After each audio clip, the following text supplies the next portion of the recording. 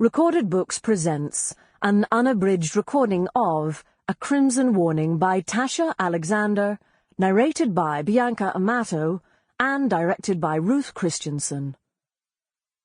The author opens with this quote from Antisthenes. "There are only two people who can tell you the truth about yourself, an enemy who has lost his temper, and a friend who loves you dearly." And now, A Crimson Warning. Chapter 1. I was dancing while he burned, but I had no way of knowing that, not then, while spinning on the tips of my toes, my husband's grip firm around my waist as he led me around the ballroom again and again, glistening beads of sweat forming on his forehead. My heart was light, my head full of joy, my only complaint the temperature of the room. Its warmth was oppressive, humid and thick, the air heavy with the oil of too many perfumes. Looking back, I realize I had not even the beginning of an understanding of real heat, or of the pain of fire with its indiscriminate implacability. How could I? I was in Mayfair, at a ball.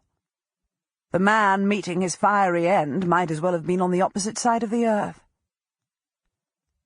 That evening, my side of the earth was Lady Londonderry's ballroom, one of London's finest, where I stood surrounded by friends and acquaintances, happy and safe, with bubbles of political gossip and society rumours floating around me. The ornately decorated room, with its columns and gilded surfaces, took up nearly the entire first floor, and was rumoured to have been modelled after the site of the Congress of Vienna. Lord Londonderry displayed his collection of paintings on the walls.